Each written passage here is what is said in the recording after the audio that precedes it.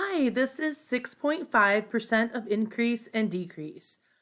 So if you look at the formula they give you right off the top, it says a percent of change is the percent that a quantity changes from the original amount. So the amount of change divided by the original amount. So when you have a percent of change, you could have a percent increase or you could have a percent decrease. Whoops, I kind of got away from me there. Let's move it back up. So, percent of increase and decrease. So when an original amount increases, then it's a percent increase. So you take your new amount minus your original amount, and then you divide by the original amount. When it's a percent decrease, that means it goes down, and then you just flip flop on the two amounts on the top. So you have your original amount minus your new amount, but you always divide by your original amount. And one good way to know if you're doing it right is that when you subtract the amounts, you should always get a positive number. If you get a negative number, then you know that you did it the wrong way and you need to subtract it the other way. So when you subtract, you should always get a positive number on top. Okay?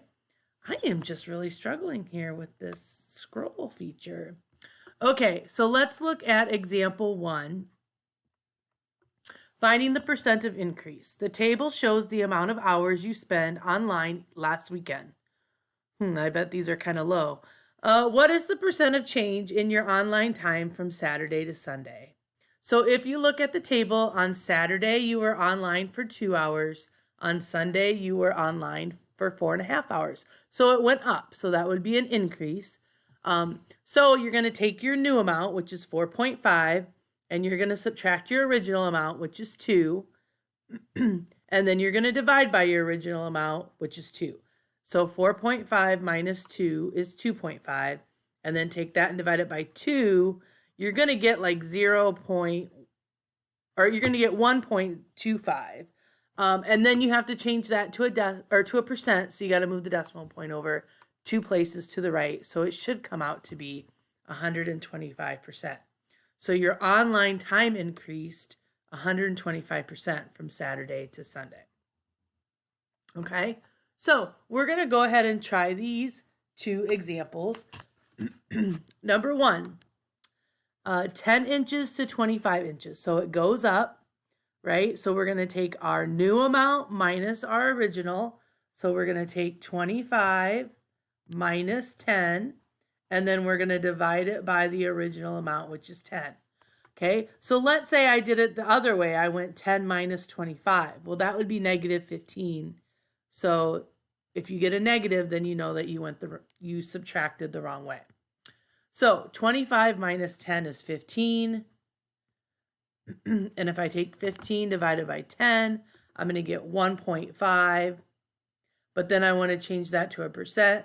So I'm going to move the decimal point 2 places, and I get 150%. And then I'm going to put an I after it to show that it's an increase. Okay, so 150% increase. Number 2, 57 people to 65 people.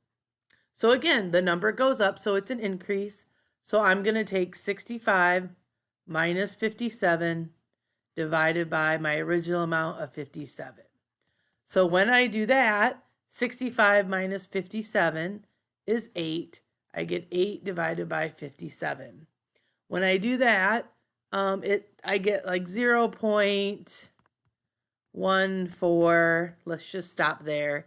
And when I convert that over to a percent, move it 2 places, I get 14%. And again, it's an increase. So I'm going to put the letter I there to show that it's a percent increase. Okay, now we're going to do percent decrease. The bar graph shows a softball player's home run totals. What was the percent of change from 2012 to 2013? So now we're going to take the original amount, because that's going to be the bigger number, minus the new amount, which is now the smaller number since our numbers are decreasing. So in 2012, 28, and then in 2013 is 20. So I'm going to take 28 minus 20, and then I'm dividing by the original number, so the number that comes first, so that would be 28. So I get 8 divided by 28, and that equals 0.286. So if I convert that to a percent, move the decimal point over 2 spots, I get 28.6%. So that would be a decrease. Okay. All right. And then the last thing we're going to talk about is a percent error. And that is just an estimated quantity that differs from the actual amount. Okay, so the percent you're off from the actual amount. So for instance, you estimate the length of your classroom as 16 feet. Well, when you measure it, the actual length is 21 feet. Find the percent error. Well, so you're going to find the amount of the error. So you are off by 5 feet because 21 minus 16 is 5. And then you divide that by the actual amount. So the actual amount really is 21. So you're going to take 5 divided by 21. And it comes out to be about 23.8%. Okay, on your own, number 3. In example 2, what was the percent of change from 2010 to 2011? So let's go back up here. 2010 was 18. 2011 was 10. So we're going to take we're going to take the original amount, 18, minus the new amount, 10, and we're going to divide it by the original amount of 18. So 18, and this is number 3, by the way. So 18 minus 10 is 8, divided by 18. So when you plug that into your calculator, you should get, I think, like 0.444444 repeating.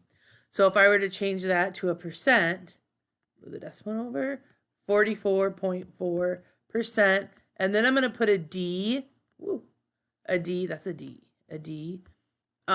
for decrease, because it's a percent decrease. Number 4. In example 3, your friend estimates that the length of the classroom is 23 feet. Who has the greater percent error? So remember, to find percent error, you take the number you're off divided by the actual amount. So we said that the actual length of the classroom was 21 feet. So if your friend guesses 23 feet, they're only off by 2. So it'd be 2 over the original amount of 21. So when I take 2 divided by 21, I get like 0.095, and we'll stop there. And then when I convert it to a percent, I get 9.5%. So if we go back up, it looks like we were 23.8% off. Your friend was 9.5% off, so your friend actually had the closer estimate. All right, now go ahead and work on 6.5 practice A worksheet. Thank you.